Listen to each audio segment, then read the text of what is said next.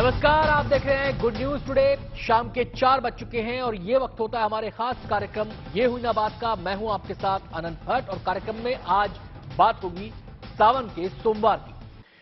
इसके लिए हमारे साथ धर्माचार्यों का पैनल मौजूद रहेगा, उनसे हम बातचीत करेंगे, लेकिन उनके साथ बातचीत को हम आगे बढ़ाएं उससे पहले ये रिपोर्ट आपको दिखाते हैं।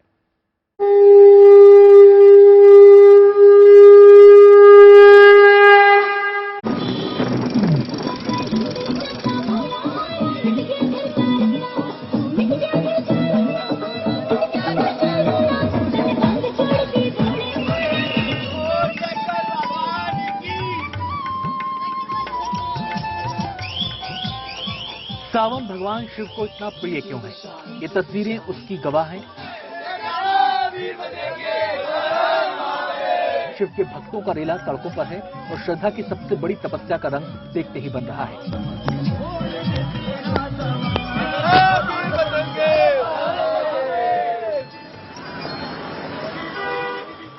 रास्ते में हमें बहुत सारे कांवड़िए मिल रहे हैं, मेरे साथी मिल रहे हैं, भोले के भक्त मिल रहे हैं और अलग अलग माहौल के साथ, अलग अलग रंगों के साथ मिल रहे हैं। देखिए, ये एक भोले की टोली है जो कि कांवड़ लेकर आ रही है। इनकी कांवड़ बेहद खास, क्योंकि इसमें आप देखिए स्वयं भगवान भोलेनाथ बैठे हैं। उनकी इतनी बड़ी मूर्ति उन्होंने रखी है, उनके साथ दो साधु हैं और उज्जैन के महाकाल को भी इसमें बैठाया गया है। इस बार सावन का महीना मंगलवार से शुरू हुआ था, इसलिए सावन का पहला सोमवार 10 जुलाई को पड़ रहा है। लिहाजा आने वाला सोमवार भोले के भक्तों के लिए बेहद खास होने वाला है। सावन का महीना भगवान शिव का महीना है और सोमवार का दिन भगवान शिव का दिन है। इसीलिए सावन का हर सोमवार बहुत ज्यादा महत्वपूर्ण हो जाता है और ऐसा माना जाता है कि अगर आप पूरे सावन भर पूजा नहीं करते, केवल सावन के सोमवार पर भगवान शिव की विशेष पूजा उपासना करते हैं तो निश्चित रूप से आपका कल्याण होता है। एक तो सावन खुद में शिव की साधना का महीना है, उस पर सोमवार खुद शिव की साधना में समर्पण का दिन है। लिहाजा सावन के सोमवार में शिव की आराधना और भी फलदायी हो जाती है। देखिए, सावन के सोमवार के अंदर भगवान शिव की सारी शक्तियां समाहित हैं, चंद्रमा के गुण भी पाए जाते हैं। इसीलिए सावन के सोमवार की महिमा इतनी ज्यादा है। ऐसा माना जाता है कि माता पार्वती ने भगवान शिव को प्राप्त करने के लिए 16 सोमवार का व्रत रखा था। तो सोमवार का जो व्रत है वो बहुत ज्यादा फलदायी है। अगर इसको रखा जाए तो विवाह और वैवाहिक मामले आपके हल होंगे, संतान की प्राप्ति होगी और जीवन की जितनी मुश्किलें हैं वो मुश्किलें दूर हो जाएंगी। अगर आप सावन के सोमवार का उपवास केवल साल भर में एक बार रख लेते हैं तो आपको बाकी समय उपवास रखने की आवश्यकता नहीं होगी।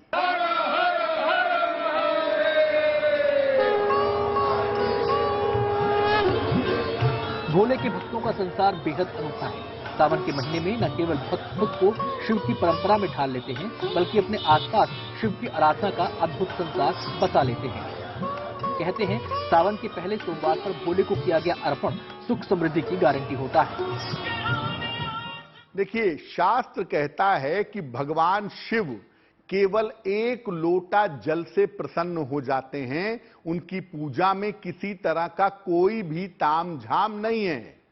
सोमवार के दिन भी निवेदन यही है कि भगवान शिव को जल और बेलपत्र अर्पित करें। इसके अलावा सफेद चीजें जैसे सफेद मिठाई, खीर, शक्कर, पंचामृत ये भी अर्पित करना अच्छा होगा। सावन और उस पर सावन का पवित्र सोमवार दोनों की महिमा एक साथ अपरंपार मानी गई है। ऐसे में भक्तों के मन में ये सवाल होता है, सावन के सोमवार को क्या शिव की पूजा का कोई विशेष विधान है? देखिए, सावन के सोमवार पर वैसे तो लोग सुबह के समय पूजा करते हैं, लेकिन सबसे बढ़िया होता है कि सूर्यास्त के आसपास का जो समय है प्रदोष काल का जो समय है उस समय में शिव जी की पूजा की जाए, उन्हें जल और बेलपत्र अर्पित किया जाए, उन्हें सफेद वस्तुओं का भोग लगाया जाए, शिव मंदिर में एक घी का दीपक जलाया जाए और भगवान शिव की विधिवत आरती की जाए। अगर सावन के सोमवार पर प्रदोष काल में आप भगवान शिव की पूजा करेंगे तो निश्चित रूप से आपकी तमाम कामनाएं पूरी होंगी। शिव की शक्ति और भोले की भक्ति का पावन महीना बम बम भोले के जयकारों से गूंज रहा है। भक्त कांवड़ की कठिन तपस्या से गुजर रहे हैं।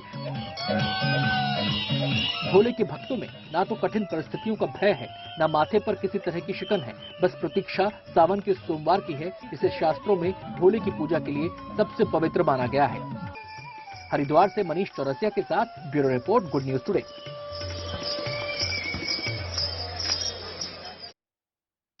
तो आज सावन के सोमवार की इसी महिमा के बारे में जानेंगे उस व्रत कथा के बारे में जिसके सुनने मात्र से तमाम कष्ट दूर हो जाते हैं, और साथ ही साथ सावन के सोमवार के दिन कैसे हम अपने आराध्य शिव को खुश कर सकते हैं, कैसे उनका आशीर्वाद, कैसे उनकी कृपा प्राप्त कर सकते हैं। तमाम इस महिमा पर विस्तार से हम चर्चा करेंगे। खास मेहमान हमारे साथ जुड़ चुके हैं और अब उनका परिचय हम आपसे करवा दें। हमारे साथ महामंडलेश्वर आशुतोष दास जी महाराज मौजूद हैं। इसके अलावा आचार्य चंद्रांशु जी महाराज भी हमारे साथ इस चर्चा में शामिल रहेंगे। पंडित अरविंद शुक्ला हमारे साथ इस समय स्टूडियो में बैठे हैं। इसके अलावा आचार्य जेपी सिंह जी भी हमारे साथ इस चर्चा का हिस्सा रहेंगे। सभी मेहमानों का बहुत बहुत स्वागत है और चर्चा की शुरुआत मैं यहां पर करना चाहूंगा चंद्रांशु जी महाराज से। चंद्रांशु जी, शास्त्र कहते हैं सावन का जो सोमवार है वो काफी पवित्र है, उसे बेहद पवित्र माना गया है, उसकी महिमा परंपार बताई गई है। आखिर सावन के सोमवार को इतना पवित्र क्यों माना जाता है शास्त्रों में? बहुत बहुत धन्यवाद। सबसे पहले तो हम सभी को पता है कि सावन मास ही भगवान भोलेनाथ को ही सादर समर्पित है। फिर उसमें सावन का सोमवार चंद्रदेव को हम सब जानते हैं कि चंद्रदेव को भगवान अपने मस्तक पर धारण करके रखे हुए हैं। चंद्रेश्वर महादेव के नाम से भी भगवान की कई जगह पर उनकी पूजा होती है, उनकी स्थापना है। चंद्रदेव भगवान भोलेनाथ को अतिशय प्रिय हैं, इसीलिए उन्होंने सर पर धारण करके रखा हुआ है। आप एक बात आप देखेंगे कि एकमात्र ऐसे भगवान भोलेनाथ ही देवता हैं कि जो विषमता में भी समता के साथ रह सकते हैं। और उनके लिए तो गोस्वामी जी ने यहाँ तक कहा कि बैठे सोह काम रिप कैसे, धरे शरीर शांत रस जैसे। जबकि जीवन में देखेंगे सब कुछ विषमता भरा पड़ा है। स्वयं भगवान भोलेनाथ का वाहन नंदी है, जबकि माता के वाहन का नाम शेर है, सिंह है। वहीं कार्तिकेय उनके बड़े बेटे का वाहन मयूर है, जबकि उनके गले पर सर्प लटका हुआ है। इसी तरह से गणेश भगवान का वाहन मूषक है, जबकि और सर्प एक दूसरे के सब परस्पर विरोधी हैं। पर भगवान भोलेनाथ की महिमा ऐसी है कि सब लोग एक साथ में तज निज वैर चरई सब संगा, सब एक साथ रहते हैं, कोई किसी के साथ वैर विरोध नहीं करता है। तो सोमवार का जो व्रत है, सोमवार का अतिशय महत्व इसलिए होता है कि चंद्रदेव अतिशय प्रिय हैं। और सोमवार के दिन मान्यता है, आप सब जानते हैं कि हमारे यहाँ की माताएं हों, बहनें हों, जितनी भी हैं, वैसे भी अपने मनोकामना पूर्ण करने के लिए किसी को मनवांछित पति चाहिए या अखंड सौभाग्य चाहिए, कुछ भी किसी को चाहिए, तो सोमवार का ही व्रत करती रही हैं। और 16 सोमवार के व्रत करने के बाद अपने आप अचानक भी किसी सामान्य समय में 16 सोमवार का अगर व्रत करती हैं तो भी उनकी मनोकामना पूर्ण होती है। तो जो सोमवार ये पावन शिव का महीना है, और इस बार तो अधिक मास भी साथ में लग रहा है। मैं आता हूं आचार्य जी आपके पास, मैं आपके पास आता हूं। आशुतोष जी महाराज का मैं यहां पर रुख करना चाहूंगा। आशुतोष जी, ये भी कहा जाता है कि जो सावन के सोमवार की व्रत कथा है, अगर आप व्रती भी नहीं हैं, अगर आप उस कथा को सुन लेते हैं, उस कथा का श्रवण मात्र आपको अपार कृपा प्रदान करता है। ऐसा क्या खास है इस व्रत कथा के अंदर? देखिए, आपने कहा वो बहुत अच्छी बात है और शास्त्र प्रमाणित बात की है आपने कि सावन सोमवार की कथा को आप सुन लीजिए तो संपूर्ण कल्याण हो जाता है, सभी प्रकार के कष्ट निवृत्त हो जाते हैं। और एक बात मैं आपको और बताना चाहता हूँ, इस बार तो सोने में सुगंध है, श्रावण के साथ साथ मलमास भी लग रहा है। और सावन का महत्व इसलिए ज्यादा है क्योंकि सती माता ने जब शरीर छोड़ा था, पार्वती रूप में प्रकट हुई थी, तो पार्वती माता ने सावन में पार्वती माता ने सावन में तपस्या करके शिव भगवान को प्रसन्न की थी, इसलिए सावन का महत्व है, इसलिए सावन के सोमवार का महत्व है। और इतना ही नहीं, जब संत के श्राप से स्वर्ग श्रीहीन हो गया था, इंद्रादिक देवता श्रीहीन हो गए थे, तो वो समुद्र मंथन के माध्यम से जो समुद्र मंथन हुआ था वो सावन में ही हुआ था, और सावन में ही विष प्रकट हुआ था, और उस विष को सावन में ही भगवान शंकर पान किए थे, देवताओं की रक्षा किए थे, इसलिए सावन महत्वपूर्ण है। और मुझे लगता है कि सावन का सोमवार ही नहीं, प्रत्येक दिन प्रत्येक क्षण अगर सावन में एक बार ओम नमः शिवाय भी आप कह लेते हैं तो आपको संपूर्ण सावन का फल मिल जाता है। ऐसे मेरे उदार शास्त्र हैं, ऐसे मेरे उदाराति उदार भगवान भूत भावन भोलेनाथ हैं। आता हूं आशुतोष जी मैं आपके पास। मैं सीधे आचार्य जेपी सिंह जी का यहां पर रुख करना चाहूंगा। आचार्य जी, 2 दिन बाद सावन का पहला सोमवार है, और सावन के पहले सोमवार के दिन हम देखते हैं कि शिवालयों में, मंदिरों में भक्तों की लंबी लंबी कतारें लगती हैं, लंबी लंबी लाइनें लगती हैं, अपने आराध्य को वो जलाभिषेक करवाना चाहते हैं। अब मेरा आपसे सवाल ये है कि व्रत, जो व्रती लोग हैं, जो सोमवार का व्रत रख रहे हैं, उनके लिए क्या वही पूजा विधान रहता है जो सामान्य सावन के दिनों में रहता है, या फिर सोमवार के दिन कुछ विशेष पूजा विधान हो जाता है? सबसे पहले दर्शकों को सादर प्रणाम और बहुत बहुत शुभकामनाएं सावन के सोमवार की जो आने वाला है। और मैं यहाँ एक बात, ये विशेषता कह दूं कि अहोभाग्य हैं जो महादेव की आराधना करते हैं और सोमवार का व्रत करते हैं। मनोकामना पूर्ति के लिए व्रत करना कोई विशेष बात नहीं है। यहाँ आराधना के लिए जो व्रत करते हैं, प्रभु की कृपा प्राप्त करने के लिए, प्रभु को पाने के लिए, उनका आशीर्वाद पाने के लिए, वो सबसे महत्वपूर्ण है। और मैं देख रहा हूं, जैसे आप यहाँ देख पा रहे हैं कि ये कावड़िए कोई बैसाखी पे चल रहा है, कोई कैसे चल रहा है, और इस स्थिति में वह कावड़ लेके आ रहे हैं, तो ये शिव की भक्ति ही है। अब यहाँ जब उपवास की बात आती है तो उपवास का अर्थ क्या है? उपवास जिस स्थान पर है उससे ऊपर उठना, यानी जो हमारी जीवन शैली है ऊपर से उठना है उससे। और खास तौर पे यहाँ पर विधान के अनुसार अगर आप देखें तो शिव चालीसा का पाठ करें, शिव कथा का पाठ करें, और उसके बाद पूजन करके, जल अर्पित करके और शिव की आराधना करनी है। और अगर यहाँ मंत्र जाप कर सकें, जो भी आता है, मैं यहाँ किसी विशेष मंत्र की बात नहीं कहूँगा, क्योंकि विशेषता मंत्र जब भी हम किसी को कहते हैं कि आप ये करिए और वह नहीं कर पाता या त्रुटि करता है तो उसके मन में शंका आ जाती है कि ये मैं नहीं कर पाया। तो इसलिए आप ओम नमः शिवाय का ही जाप कर लें, बहुत अच्छा है। और नमक न खाएं तो बहुत अच्छा है। कारण क्या है? सोम का अर्थ है चंद्रमा, और चंद्रमा से जुड़ा हुआ है नमक। क्योंकि अगर आप देखें समुद्र में ज्वार भाटे क्यों आते हैं? नमक की वजह से। और चंद्रमा का प्रभाव सर्वाधिक नमक पर ही होता है, तो हमारी मानसिक तरंगों को सर्वाधिक प्रभावित करता है नमक। तो इसलिए अगर नमक का त्याग कर दें तो सर्वोत्तम होगा। चलिए, मैं अरविंद जी का यहाँ पे रुख करना चाहूँगा। अरविंद जी, सोमवार का जो लोग व्रत रखते हैं वो सोमवार की व्रत कथा का पठन करते ही हैं, श्रवण करते ही हैं, लेकिन जो लोग ऐसे हैं जो किसी कारणवश व्रत नहीं रख पा रहे हैं, लेकिन उनके मन में ये भावना है कि वो भी इस विधि विधान से, इस पूजा से जुड़ सकें, तो जो व्रती लोग नहीं हैं, अगर वो भी सोमवार की व्रत कथा को पढ़ते हैं, उसका श्रवण करते हैं, तो प्रताप उतना ही मिलता है। सबसे पहले जीएनटी चैनल के सभी दर्शकों को बहुत बहुत आने वाले सोमवार श्रावण की शुभकामनाएं। देखिए, सबसे पहले व्रत का आप अर्थ जान लें। उपवास का अर्थ क्या होता है? उप माने नजदीक, वास माने रहना। जिस दिन आप व्रत रहते हैं उस दिन परमपिता परमात्मा के नजदीक रहते हैं। जिसका भी आप व्रत, मतलब ये होता है उपवास, भगवान के बहुत ही आप नजदीक हैं। जो श्रावण के सोमवार हैं, वैसे तो भगवान शिव का कोई भी आप जो है सोमवार रहें तो विशिष्ट है, लेकिन श्रावण का सोमवार अपने आप में विशिष्ट है। इसलिए विशिष्ट है कि यह परम पवित्र महीना भगवान शिव को अर्पित है, और श्रावण जो महीना है वो श्रवण नक्षत्र से बना है। और सोमवार का जो पहला आपका 10 जुलाई को है, देखिए इसी महीने में, श्रावण के महीने में समुद्र मंथन हुआ था, और जब पूरी त्राही त्राही प्रजा कर रही थी, यानी जड़ और चेतन सचराचर यह जब जो है जीव त्राही त्राही कर रहे थे, तो इन्हीं महादेव ने सभी को जीवन दान दिया था, जिनके विषय में कहते हैं कि देवों के देव और हर हर महादेव, जो हर पीड़ा को, हर कष्ट को, हर विघ्न को, हर बाधा को हरने वाले हैं, वो हैं महादेव। और उनका व्रत जो भी प्राणी रहता है, कुमारी कन्याएं हैं या महिलाएं हैं या पुरुष हैं, तो जो महिलाएं रहती हैं वो अपने सौभाग्य और अखंड सुहाग को प्राप्त होती हैं।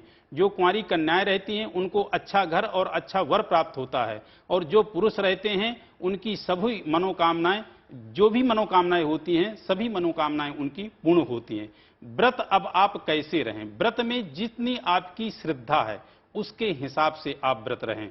व्रत में सर्वोपरि क्या है? जैसे कहते हैं कि अघोरेभ्यो तघोरेभ्यो घोर घोरतरेभ्यः सर्वेभ्यः सर्व सर्वेभ्यो नमस्ते अस्त्र रुद्र रूपेभ्यः। भगवान शिव का जो अघोर मंत्र है, जिसको पंचाक्षरी मंत्र कहते हैं, उस मंत्र का जाप करते हुए यदि आप व्रत रह रहे हैं तो ये मान के चलिए कि आपको सर्वोत्तम फल की प्राप्ति होगी। चंद्रमा यदि आपका कुंडली में खराब है, कोई ग्रहण योग बन रहा है, तो वो आपको पूरी तरह से शांति मिलेगी। कोई आपको यदि कालसर्प दोष मिल रहा है तो उसमें आपको शांति मिलेगी। आपका विष योग बन रहा है, यानी चंद्रमा से संबंधित किसी प्रकार की भी आपके जीवन में पीड़ा है तो निश्चित रूप से आपको शांति मिलेगी। और चंद्रमा के विषय में मान के चलिए कि मन का, मनोबल का, मानसिकता का, चित्त का, चिंतन का यह कारक ग्रह है। यदि आपने इस ग्रह को शांत कर लिया तो जीवन में 25% आपके सभी ग्रह शांत हो गए। मैं सीधे चंद्रांशु जी महाराज का अब रुख करूंगा। चंद्रांशु जी, आप सावन के इस पावन पर्व के मौके पर लोग मंदिरों में जाते हैं, अपने घरों में पूजा आराधना करते हैं, और जो लोग मंदिर नहीं जा पाते या फिर जिनके काम का समय ऐसा है वो मन में शिव का पाठ करते हैं, शिव की स्तुति करते हैं। लेकिन अगर हम विधि विधान के नजरिए से देखें तो सबसे सर्वोत्तम काल सोमवार के व्रत के दिन या सोमवार के दिन, सावन के सोमवार के दिन सबसे सर्वोत्तम काल पूजा का कौन सा होता है? ऐसे तो हम सब जानते हैं कि ब्रह्म मुहूर्त, ब्रह्म वेला और दूसरा सायं काल का सर्वोत्तम ही माना जाता है जी। परंतु जहां तक भगवान भोलेनाथ की बात है तो आप जानते हैं कि अभी पैनल पर बैठे सभी लोगों को सुन भी रहे हैं, देवों के देव महादेव हैं वो। और सबसे बड़ी बात आप देखे होंगे कि अभी अमृत का समुद्र मंथन की चर्चा चल रही थी, तो जिन्होंने जहर पिया लोक कल्याण के लिए वो तो महादेव बन गए, और अपने स्वार्थ के लिए जिन्होंने केवल अमृत को पिया वो देवता ही बन करके रह पाए।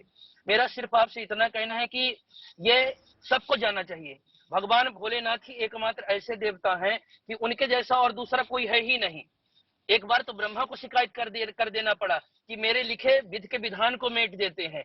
तो भगवान भोलेनाथ इतने शीघ्र प्रसन्न होने वाले देवता हैं, और विधाता के लेख को बदल करके महामृत्युंजय मंत्र का जप का अतिशय महत्व है। इसलिए महामृत्युंजय जप का महत्व है कि हम सब जानते हैं कि मार्कंडेय जी के अमृत प्रदान करने के लिए हुआ था, और आज भी प्रत्यक्ष देखते हैं कि महामृत्युंजय मंत्र में व्यक्ति अगर मरणासन्न अवस्था में हो, अगर महामृत्युंजय का जप करता है तो कहीं ना कहीं या तो ठीक ही हो जाता है या तो सदगति ही उसको मिल जाती है। तो भगवान भोले जो भीड़ लग रही है, ये कांवड़ियों की भीड़ देख रहे हैं आप, या कि शिव मंदिर शिवालयों में जो आप भीड़ देख रहे हैं वो अचानक अपने आप नहीं देख रहे हैं। इतने हजारों लाखों करोड़ों वर्षों से कितना पुराना सनातन धर्म है, और उस धर्म के बाद भी इतनी भीड़ आज तक इकट्ठा है, उसका एकमात्र कारण है कि शीघ्र प्रसन्न होने वाले देवता भगवान भोलेनाथ हैं, और जो भी भावना लेकर उनके मन में जाता है उनके सभी अभिलाषा को भगवान भोलेनाथ पूर्ण करते हैं। इसीलिए इतनी भीड़ लगी होती है। और मैं तो कहता हूं कि जैसे अपने अपने घरों में मंदिर में नहीं जा सकते, मंदिर में जा पाते तो ठीक है, कावड़ में सम्मिलित हो सकते हैं तो ठीक है, अगर नहीं भी जा पाते तो भगवान भोलेनाथ कण कण में व्याप्त हैं, जहां भी रहें वहां ही प्रेम के साथ अगर श्रद्धा के साथ ओम नमः शिवाय पंचाक्षर मंत्र का जप करें, भगवान भोलेनाथ के किसी नाम का अगर स्मरण करें तो निश्चित तौर पर भगवान भोलेनाथ उनकी उतनी ही प्रार्थना सुनते हैं, और मानसिक पूजा का भी महत्व है, कल्याण जरूर करते हैं। मैं आता हूं आपके पास आचार्य जी, मैं सीधे रुक करना चाहूंगा आशुतोष जी महाराज का। आशुतोष जी, कोई भी पूजा हो, कोई भी व्रत हो, कोई भी उपवास हो, कहते हैं उसमें संकल्प का बड़ा महत्व होता है। अब सावन के सोमवार के व्रत की हम बात कर रहे हैं, उसके प्रताप की हम बात कर रहे हैं, उसकी महिमा की हम बात कर रहे हैं, तो इसमें संकल्प कितना इंपॉर्टेंट है, और क्या जो संकल्प लिया जाए उस संकल्प से जुड़ा कोई विशेष विधि विधान भी होता है जिसका पालन जरूरी होता है? जी जी जी, आपने बहुत सुंदर बात कही है, और मैं आपके माध्यम से सभी दर्शकों से ये कहना चाहूंगा कि तन्मे मनः शिव संकल्प मस्तु। आप संकल्प का मतलब तो ये है कि सबसे पहले आपका मन भगवान शिव में जाकर के दृढ़ हो जाए, अधिक हो जाए, अचल हो जाए, अखंड हो जाए। और संकल्प का मतलब है कि आपकी धारणा क्या है, आपकी मानसिकता क्या है, आप चाहते क्या हैं भगवान शंकर से, आप भगवान शंकर का दर्शन चाहते हैं, भगवान शंकर से धन या धन की प्राप्ति करना चाहते हैं, आपके शरीर में कोई कष्ट है, आपके परिवार में कोई कष्ट है, आप सोमवार व्रत करना किस लिए चाहते हैं? तो संकल्प आपका ये प्रकट करता है कि आप किस वस्तु की कामना करते हैं जी। और जिस वस्तु की कामना करेंगे वह वस्तु निश्चय ही आपको मिलेगा। इसलिए वेद भगवान ने कहा है कि तन्मे मनः शिव संकल्प मस्तु।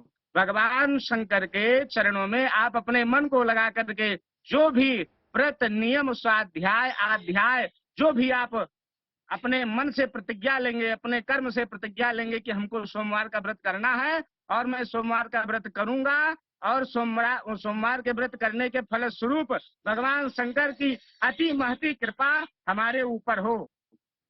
तो संकल्प बहुत जरूरी भैया, संकल्प प्रत्येक व्यक्ति को लेना चाहिए और संकल्प लेने का जो है प्रकार जो है वह एक पान पत्ते पर बिलपत्र रख ले, बिलपत्र पर बढ़िया अखंड चावल रख ले, समूचा चावल, उस पे कुश रख ले, अक्षत रख ले, कुछ रुपया रख ले और भगवान शंकर को प्रसन्न करने वाला जो यहाँ पर एक शंका आशुतोष जी लोगों के जहन में और आ सकती है, दिमाग में और आ सकती है कि संकल्प केवल वही ले आराधना का, शिव का, साधना का, जो व्रती है, या फिर जो व्रती नहीं है लेकिन शिव की आराधना में लीन रहना चाहता है सावन के महीने में, संकल्प को भी ले सकता है?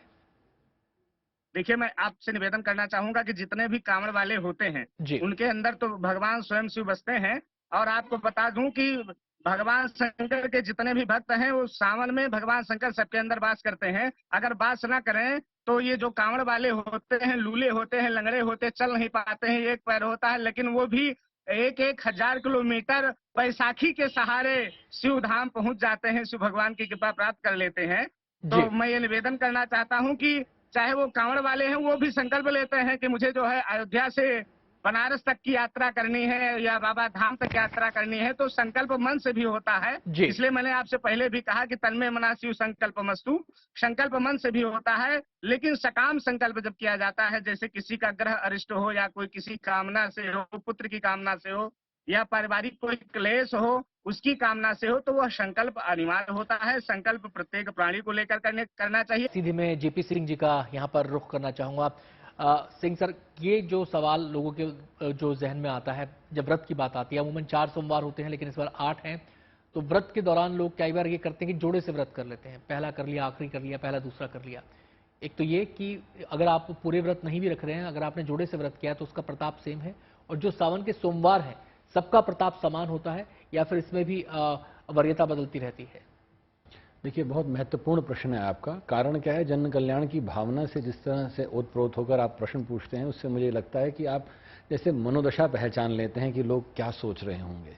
देखिए, यहाँ पर जोड़े की बात अगर आप कर रहे हैं तो जोड़े का महत्व है, बिल्कुल है, पर जब आपके लिए इस बार एक जिसे कहने बोनंजा ऑफर आ गया है कि प्रभु ने कृपा कर दी हम पर कि यहाँ 8 सोमवार आ रहे हैं, 16 सोमवार की बात हम करते हैं, या 8 सोमवार आ रहे हैं हमारे पास, और इसमें अगर हम जोड़े की बात करें तो यहाँ 4 जोड़े हो जाते हैं, 2 जोड़े हो जाते हैं, मतलब 4 सोमवार आ जाते हैं अगर आप करना चाहें तो।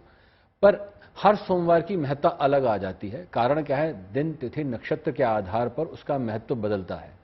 और अगर आप कहें शिव आराधना के आधार पर आप देखें तो शिव आराधना के लिए हर सोमवार समान है, आपकी मनोकामना पूर्ति के लिए हर सोमवार समान है।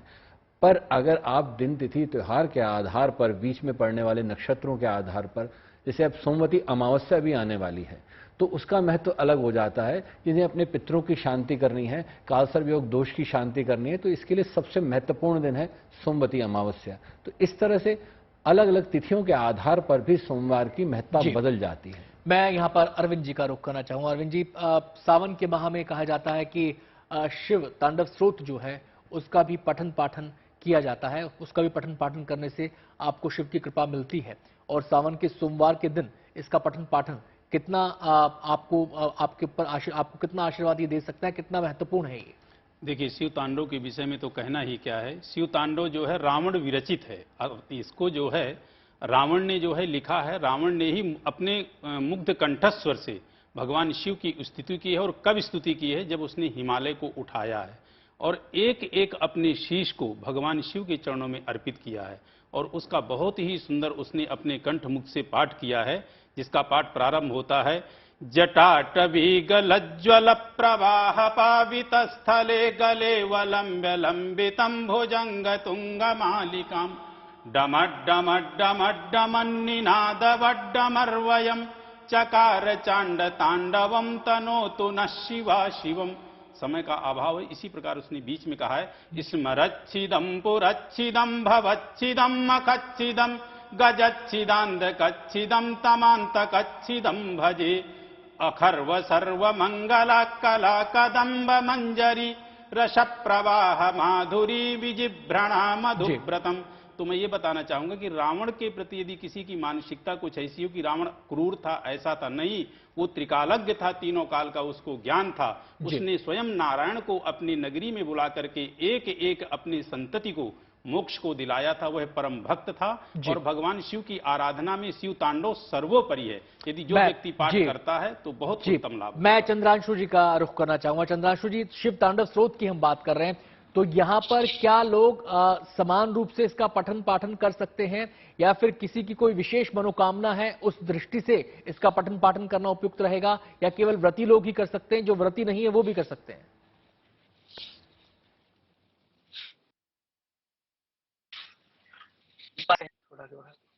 शिव तांडव तो समस्त कामना को पूर्ण करने वाला है ही जी। जो जिस भावना के साथ भजता है पूर्ण करता है। पर आज का विशेष प्रथम सोमवार को लेकर के था, दर्शकों तक एक संदेश जाना बहुत जरूरी है कि सोमवार का इतना महत्व क्यों है।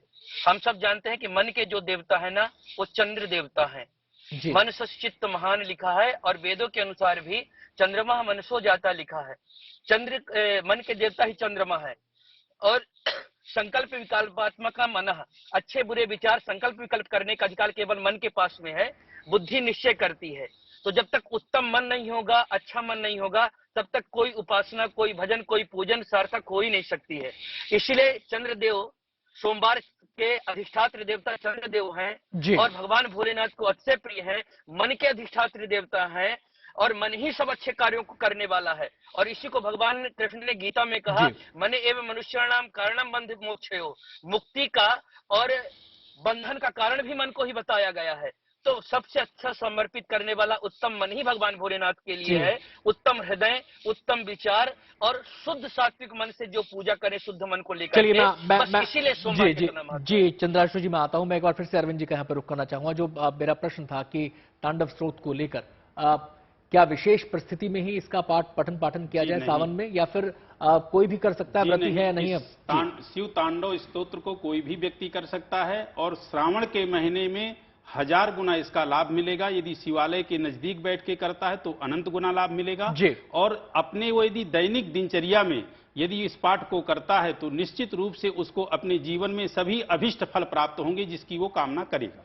मैं सीधे आशुतोष जी का रुख करना चाहूंगा। आशुतोष जी, पहला सोमवार आ रहा है, जब पूजा की थाली लेकर हम जाएं शिवालय में भगवान भोले का अभिषेक करने के लिए, तो उस थाली में क्या क्या हम सामान लेके जाएं, क्या क्या अर्पण करने के लिए लेके जाएं? देखिए, भगवान शंकर के पूजन में सर्वप्रथम तो भस्म की आवश्यकता पड़ती है, क्योंकि भस्मधारी भगवान बुद्ध भगवान भोलेनाथ हैं।